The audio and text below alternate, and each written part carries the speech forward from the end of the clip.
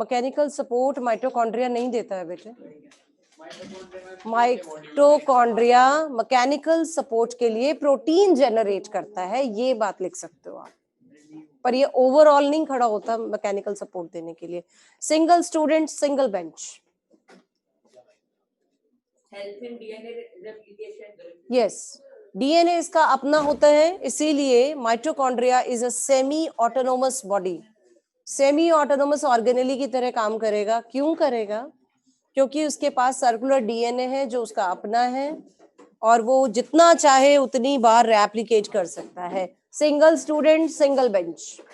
जल्दी से अपने आप को section A B combined student they are sitting over, okay, and no need of writing up a school name, just go for it. Biology class test.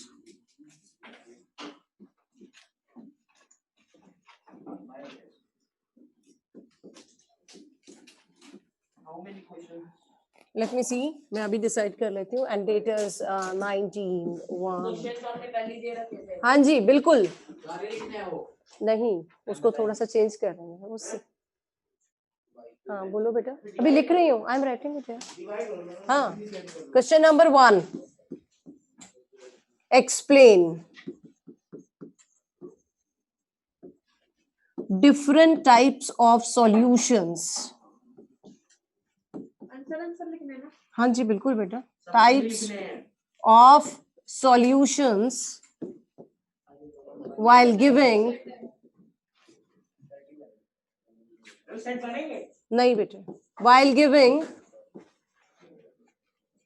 at least one example of each।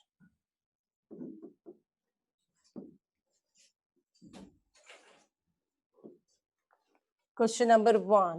Then is the question number 2. The question number 2 is draw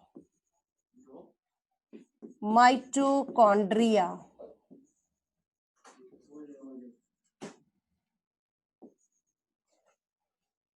organelle while explaining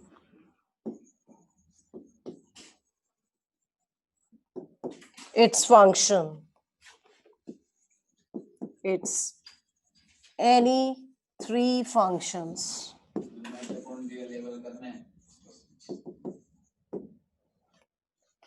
Listen, whenever we are drawing the diagram without labeling, there is no use. Simply the teacher will start a cross putting over there. And if you are saying labeling karna hai, it is highly objectionable things, bete. I'm not capturing you, I'm not getting your ways or the views behind this. ये understood 5th standard के बच्चे को भी होता है कि अगर आप एक डायग्राम ड्रॉ कर रहे हैं, उसकी लेबलिंग के बगैर उसे डायग्राम कभी नहीं कहा जाता। It is not an numerical identity. Any 3 functions. What is the energy currency?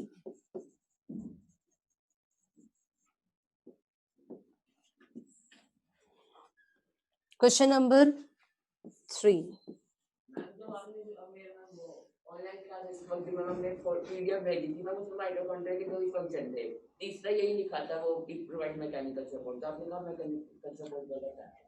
Mechanical support अगर आप लिखते हो तो वो प्रोटीन फॉर्मेशन करेगा, उस प्रोटीन के बारे में बता देना। It start producing protein for the mechanical support, correct, ठीक है। थर्ड क्वेश्चन था, हाँ जी बिल्कुल, इसमें नेचुरली अभी पता चलेगा ना प्रेजेंटेशन कैसा है बच्चों का। नेक्स्ट क्वेश्चन आपका था, what are the differences, what are the differences between osmosis and diffusion give relevant example. Good evening, ma'am. Give relevant example of each. Got it? And what I want here, everybody has to write at least 3 points along with one example. No need to explain many. Yes, ma'am, he has already taken up attendance. So, osmosis and diffusion. Here is the mitochondria. There is the solution. Each question carries, according to that, 5 marks. 5 and 5 and 5. So try to keep the thing in your mind that the marks distribution is 5. How much content I can write on the paper and what type of the diagram, whether it is labeled or not, this is up to you. ठीक है? Content को marks के according weightage देना सीखिए कि कितना content at least लिखना चाहिए. ये 2 नंबर का क्वेश्चन नहीं है, ये 1 नंबर का क्वेश्चन नहीं है, ये 5 नंबर का क्वेश्चन है और 5 नंबर के क्वेश्चन में वर्थ होता है. ये चीज ध्यान में रखिए. Now started now. Time is online students, are you ready बेटे? Only the 3 questions are there and each question would be of 5 marks and total is 15. Okay, fine. Start your work. And when I supposed to end the writing, मैं अगर सभी बच्चों को जब pen down करने के लिए बोलूंगी, होप सो आपका भी टेस्ट उसी समय खत्म होगा. और आज के टेस्ट के बाद हमारी मैक्सिमम जो टीचिंग ऑफ लेसन नंबर 1 का जो हमारा चैप्टराइजेशन था वो ओवर होगा, लेकिन उसके ऊपर टेस्ट अभी चलेंगे. अभी बहुत सारा कंटेंट ऐसा है जिसका टेस्ट मुझे लेना बाकी है. ये सारे के सारे test, these are tests totally based on NCERT. Okay? If you found any problem, any doubt, you may write in your chat box. And just keep on watching this. For the next week, in the biology class, we're supposed to take the test of, I'm writing it here, lysosomes, its function, what are the effect of the hydrolytic enzymes. Second, Golgi apparatus. No diagram is needed. Lysosomes, only functions, and you must know why does they called as a suicidal bag. Golgi apparatus. Then we have plastids. Where does they found? And what are the different types of the plastids are? 1. You must know about the chloroplast. You must know about the chromoplast and leucoplast. Lysosomes, Golgi apparatus, plastids.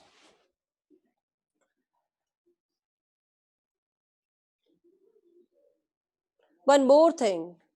I want to take the test of only plant cell because I am not satisfied with the previous performance of some of the student. Only cell diagram. Fine. This much will be off for the next week. For the Tuesday only, because on Monday I'm going to take up the revision of the lesson number 2, that is tissue. Fine. Online student, if you are watching it, then kindly do remember next week, again Monday and the Tuesday, both the day we are having the class, but on the Monday I'll take up the revision class of the tissue, both plant and animals. Earlier we have completed this chapter in the online classes. Next we try to discuss about, we're supposed to take the test on the Tuesday of lysosomes, Golgi apparatus, plastids and the plant cell. Please take up the, or if you may note it down the dates and the syllabus for the test is also. Thank you, beta. The student, those are listening me, can keep their video on. I just wanted to see them whether they are giving the test or not at home. Please go for it. Switch on your video. The participants, those are giving the test via home, just switch on your video. I just wanted to see that. Yes, Pulkit, Robin, Sanvi, Kushagra, Krishna. हो गया सभी का यहां से. I think everybody has given me the test, and this side only one is left, and two and 3, 4. चलो जल्दी से आप करो बेटा. टिश्यू के रिवीजन में आपको ये वाला जो चैप्टर है वो 2 तरीके से तैयार करना है, और मॉड्यूल साथ में पढ़ते रहिए. कोई प्रॉब्लम अगर वहां से आती है तो आप उसे सेंड करना जरूर, ताकि वो चीजें सब बच्चों को मिल जाए, या क्लास में हम डिस्कशन में डाल देंगे. रिवीजन ऑफ टिश्यूज में आप डिवाइड करना है इस चैप्टर को ए और बी सेक्शंस में. 1 प्लांट, 2 एनिमल टिश्यूज. लेकिन जो कॉमन चीजें हैं या जो स्लाइड फॉर्मेशन है वो यहाँ पर दिया हुआ है, जो एनटीएससी लेवल के ऊपर कुछ चीजें पूछी जाती हैं in spite of that content, वो मैं आपको यहाँ जरूर बता दूंगी.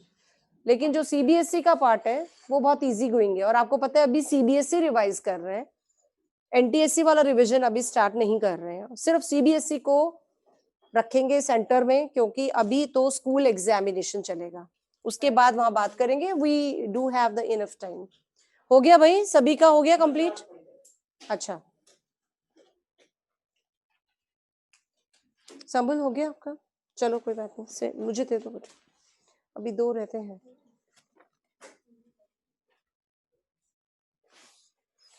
टिश्यू वाले चैप्टर में आपको स्लाइड फॉर्मेशन है, वो है अनियन पील. ठीक है, अनियन पील का स्लाइड. ऑनलाइन क्लासेस वाले जितने भी स्टूडेंट मुझे देख रहे हैं बेटा, वो ध्यान रखें थोड़ा सा कि हम रिवीजन चला रहे हैं टिश्यूज में, ठीक है, और ये सीबीएसई कंसर्न रहेगा.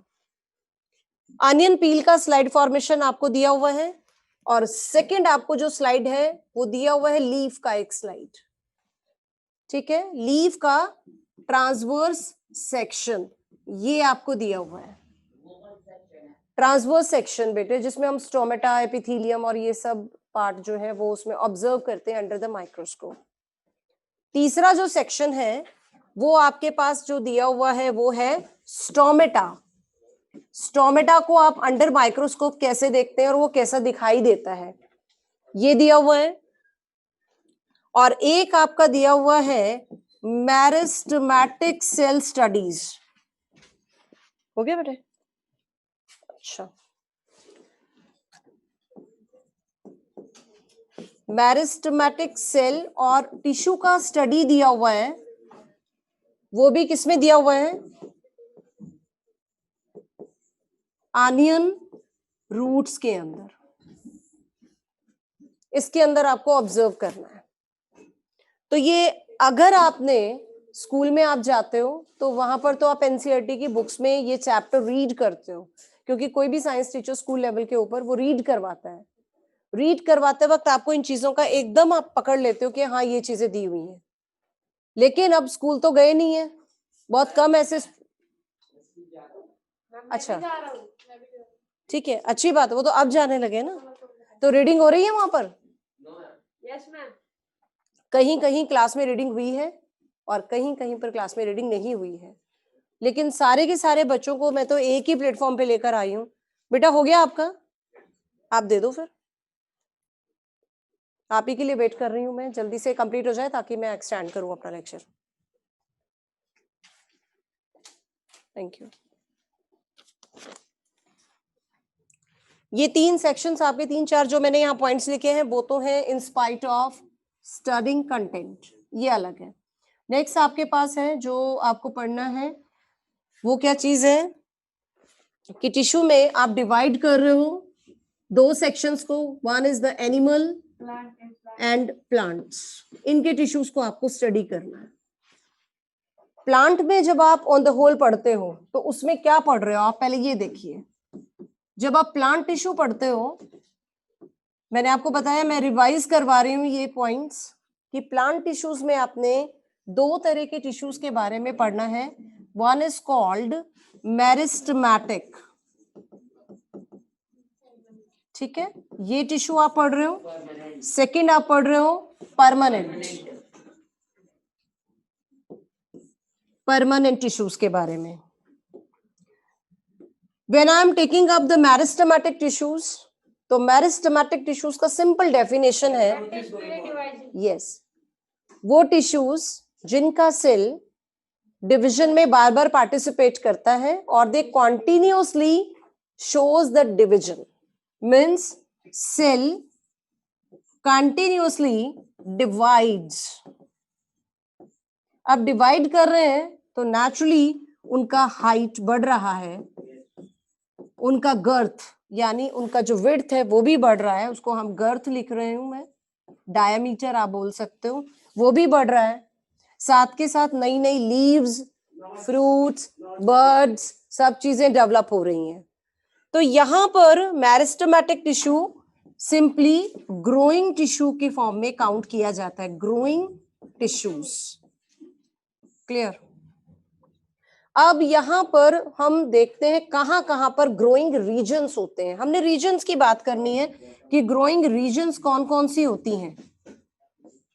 तो एक डायग्राम आपकी बुक बोल दिखा रही है. उस डायग्राम में क्या लिया हुआ है उन्होंने, वो लिया हुआ है इस तरह का एक डायग्राम दिया हुआ है, like this and here and this.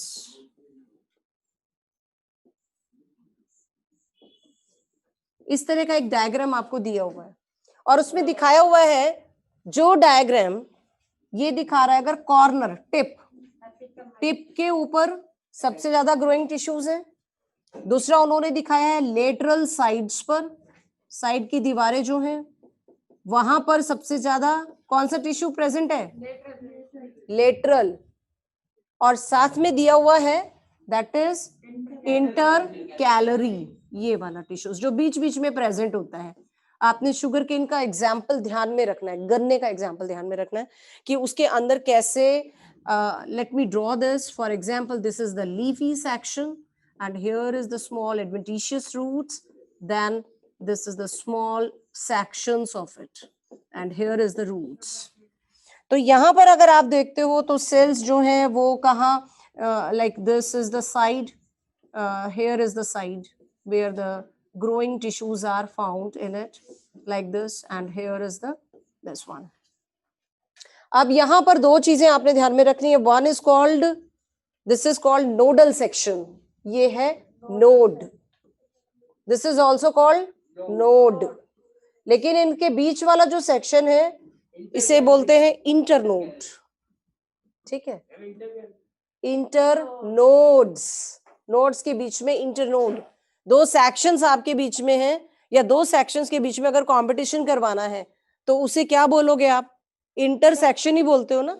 Sports between intersection. तो इंटरसेक्शंस की बात करें तो नोड और उनके बीच के सेक्शन को बोलते हैं इंटरनोडल. यस, इंटर कैलरी का मतलब क्या होता है, ठीक है, और इंटरनोड्स. अब यहां देखो, यहां पर आप नोड्स भी बोल सकते हो और इंटर कैलरी भी बोल सकते हो, इंटर कैलिक्स भी बोल सकते हो, क्योंकि ये हर ग्रोइंग टिश्यूज पर प्रेजेंट है. फॉर एग्जाम्पल ये मेरे पास बर्ड है, कोई भी बर्ड, चाहे वो रोज हो या कोई भी फ्लावर की बात कर लें, और यहाँ पर it is covered with blue, ये this is the green protection, ये इसको ऐसे मिल जाता है. ठीक है, और this is hypothalamus, this is, and yes, and this is a stalk, and here we have a leaf section, this is the leaf one. Okay, तो ये जो पार्ट है पेटल्स, ये इसके पास है जो कलरफुल अरेंजमेंट है, और बाहर जो प्रोटेक्शन है इट इज सेपल. जब फ्लावर पूरी तरह से ग्लूम करता है या खिलता है तो ये पार्ट शेड ऑफ हो जाएगा, ये टूट जाएगा या बिखर जाएगा, और ये पेटल्स जनरली स्मॉल बीज को, यस, स्मॉल बीज को अट्रैक्ट करता है for starting of the pollination. तो ये पॉलिनेशन के लिए इस तरफ इंटरैक्ट होती हैं। तो ये एक अलग फिनोमेना है जो अभी हम यहाँ पर तो नहीं डिस्कस कर रहे हैं, उसके लिए एक अलग टॉपिक है। फिलहाल आपको याद रखना है कि टिप के ऊपर किसी भी प्लांट शूट रूट टिप्स के ऊपर आपको मिलेगा ये दिस इज शूट टिप, तो वहां पर आपको मिलेगा growing tissue meristematic. Lateral section ये है, this is called lateral section, वहां पे भी ग्रोइंग टिश्यू मिलेगा जो किसी भी ट्री को उसकी मोटाई या उसका विड्थ है उसको इंक्रीज करने में मदद करेगा। कोई भी प्लांट हो, पहले वो एक सीड है, फिर वो सैपलिंग है, फिर वो और बड़ा हो जाएगा, स्मॉल ट्री हो जाएगा, फिर वो और बड़ा हो जाएगा, बिग ट्री हो जाएगा। और आपको पता है बनियन जैसे ट्री तो बहुत हजारों साल तक जीते हैं, ठीक है, इनका तो एज 200 से लेकर के 3000 साल भी हो सकता है। इट डिपेंड्स, ये इस बात पर डिपेंड करता है। एक एवरेज अगर मैं लाइफ स्पेन की, देखो मैंने ये बोला है कि हो सकता है, एवरेज लाइफ स्पेन कितना होता है वो तो जनरली 200 टू 300 ईयर्स होता ही है।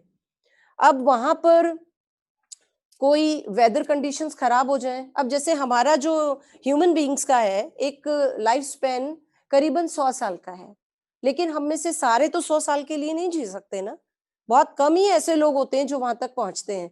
तो एक एवरेज जो लाइफ स्पेन है जिसमें हमें कोई डिजीज नहीं होती या कोई बहुत ज्यादा कॉम्प्लिकेशंस हमारी बॉडी में नहीं आती, वो सिंपली आपका 60 ईयर्स है।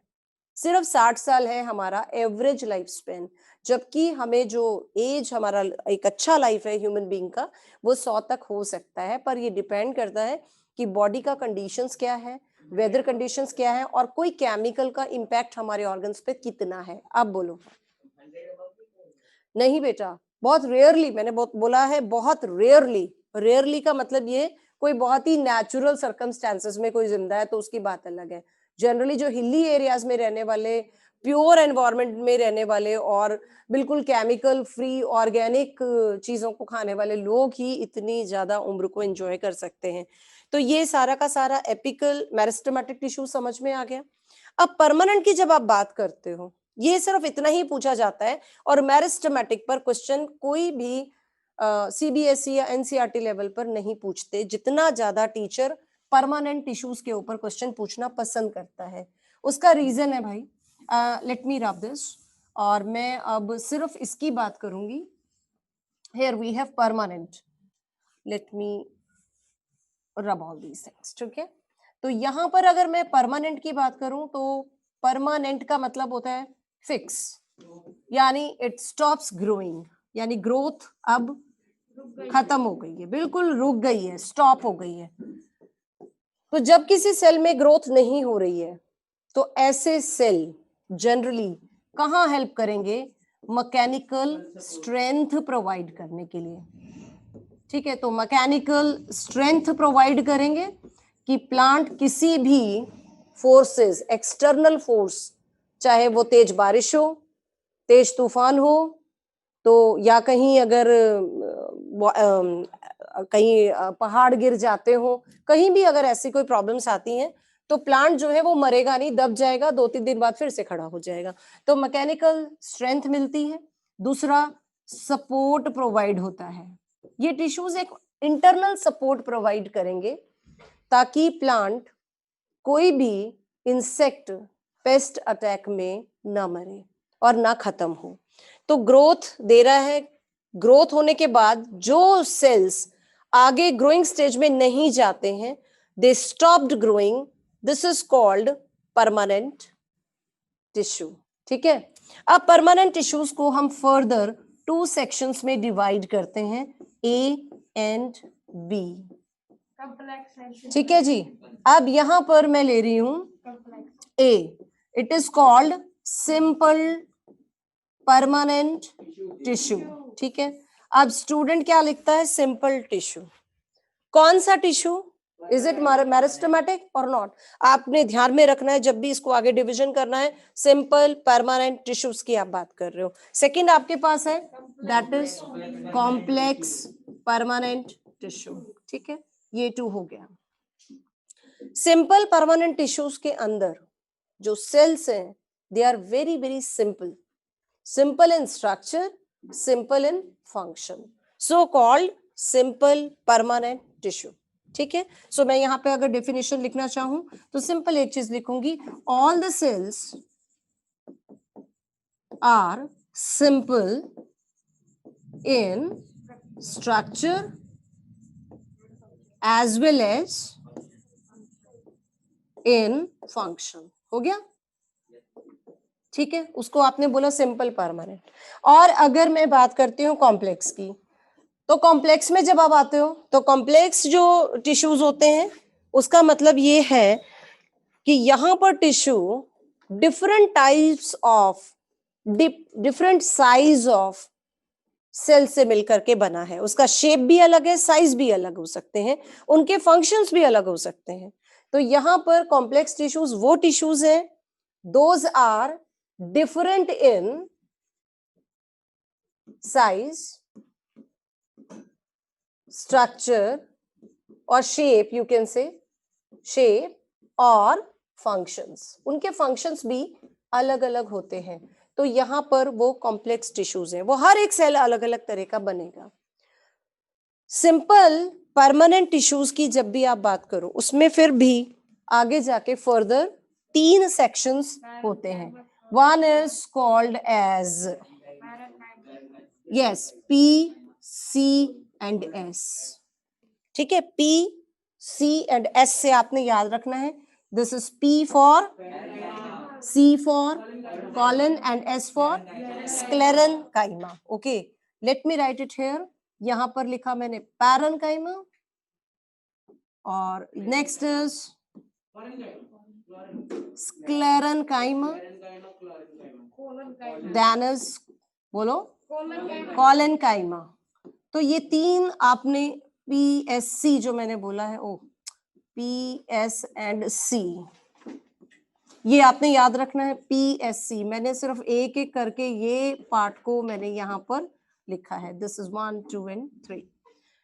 अब इसके अंदर जो फर्दर मॉडिफिकेशन है वो सिर्फ पैरेन्काइमा की है, बाकी स्क्लेरेनकाइमा और कॉलेनकाइमा में बहुत ज्यादा मॉडिफिकेशन नहीं मिलती। यानी कुछ ऐसे सेल्स हैं जो खास तौर के स्पेशल फंक्शंस के लिए ही बने हैं, और वो फंक्शन कौन से हैं, let me write it here. मैंने पैरेन्काइमा की बात की, और पैरेन्काइमा में क्या है, just see to this, parenchyma, parenchyma अगर ये स्पेशल टाइप का फंक्शन परफॉर्म करता है, they are responsible for the special type of function, तो ये फंक्शन करेंगे स्टोरेज का, और स्टोरेज में ये स्टार्च भी एब्जॉर्ब कर सकते हैं, वाटर भी एब्जॉर्ब कर सकते हैं, ऑयल भी एब्जॉर्ब कर सकते हैं, और इसके अलावा कोई भी वैक्स कंटेंट भी एब्जॉर्ब कर सकते हैं। इसके अलावा इनके अंदर अगर क्लोरोफिल प्रेजेंट हो तो भी यस चेंज हो जाएगा इनका स्पेशलाइजेशन, और इसके अलावा एयर कैविटीज अगर प्रेजेंट हो तो भी अपना फंक्शन चेंज कर लेते हैं। आपकी एनसीईआरटी सिर्फ 2 चीजों के बारे में डिस्कशन में डाल रही है, क्या, 1 क्लोरोफिल, अगर पैरेन्काइमा में, पैरेन्काइमेटस सेल में अगर क्लोरोफिल पिगमेंट प्रेजेंट है, मैंने ऐसे लिखा प्रेजेंट है, तो वो हो जाएगा क्लोरेनकाइमा, और ऐसे सेल्स क्या परफॉर्म कर सकते हैं, यस गुड अर्श, फोटोसिंथेसिस बहुत इजीली परफॉर्म कर सकते हैं।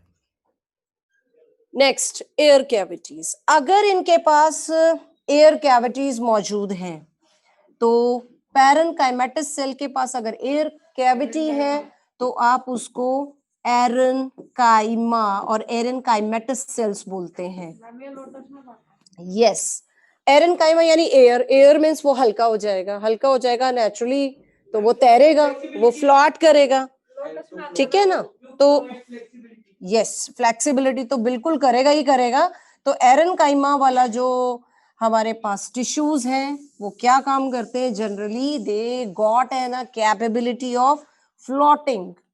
तो let me write it here, buoyancy आप पढ़ेंगे, एक फिनोमेनन होता है बियॉन्सी, तो इसका मतलब दे becomes very lighter, they can easily float on the water. Lotus एक बहुत खूबसूरत एग्जाम्पल है जिसको आप जहन में रखिए। लोटस, कमल का फूल, उसके अंदर buoyancy forces होने की वजह से that becomes very lighter and almost it floats on the water itself. Fine. And हाँ, वाटर लिली, ये एग्जाम्पल बहुत अच्छा आता है। वाटर लिली, या अगर कहीं आप पढ़े वेलिसिनेरिया, ये एक्वेटिक प्लांट है बेटे। और वाटर हाइसिंथ, इकॉर्निया, ये अगर कहीं मिल जाए तो ये सारे के सारे एक्वेटिक प्लांट हैं। हाँ, yes, this is also very good example. ये कैसे होते हैं? जनरली इस तरह के लीव्स होते हैं और ये लीफी स्ट्रक्चर इसका फ्लॉट करता है and it has a long adventitious root like this. इस तरह से ये फ्लॉट करता है एंड ये हो गया वेलिसिनेरिया। और ये दिस इज द वाटर, ठीक है। ये इस तरह का लीफ स्ट्रक्चर होता है और जनरली पर्पल कलर की कभी कभी फ्लावरिंग होती है इसमें, like this. And here we have नहीं, एल्गी में नहीं आता, सीधा प्लांट्स में काउंट होता है बेटे। एल्गी में तो रूट शूट स्टेम सिस्टम होता ही नहीं है because it is a Thallophyta, उसके अंदर काउंट होता है। तो ये हो गया आपका सिंपल। लेकिन जब आप कॉम्प्लेक्स के बारे में बात करते हो, do we have the time? है अभी 5 minute? It is over. Okay, simple एक काम हो सकता है।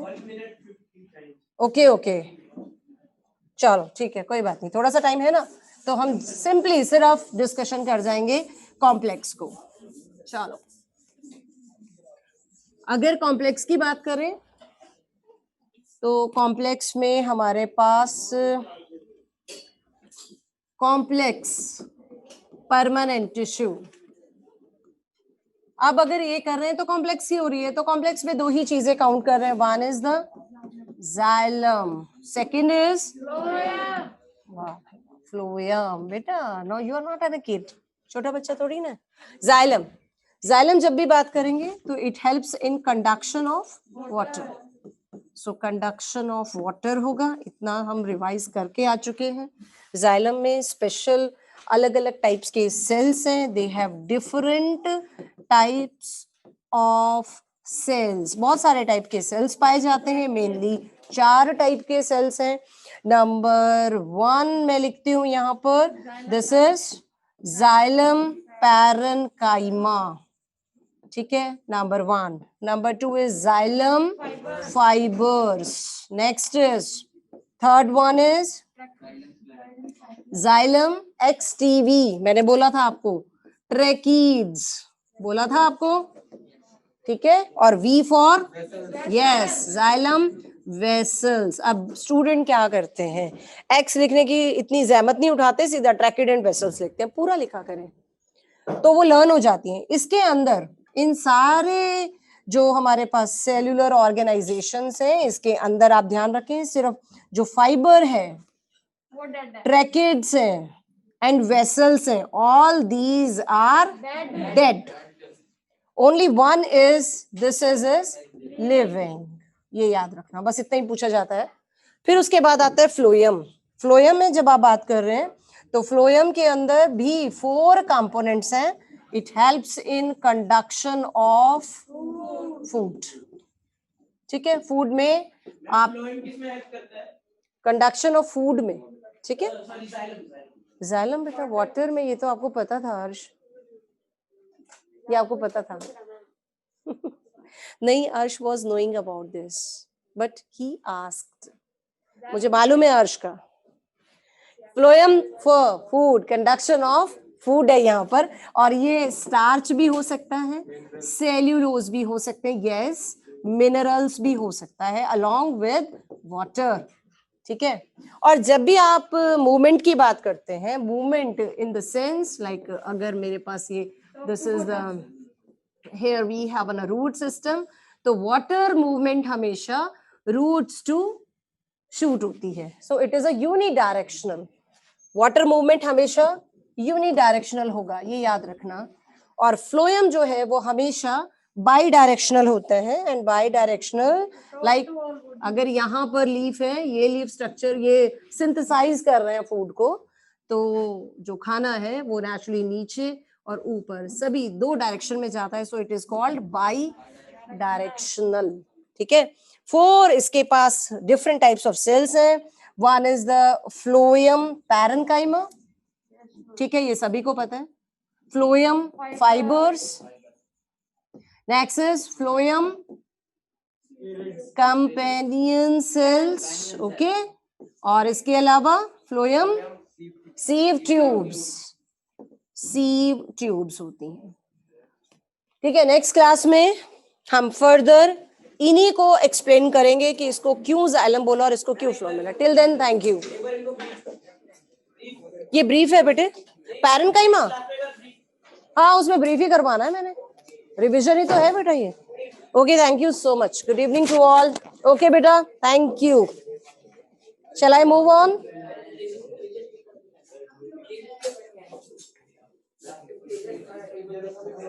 Arnav, Jaideep, Robin, Sanvi Singh Krishna and Pulkit Kamboj. Thank you, Vijay. Class is over.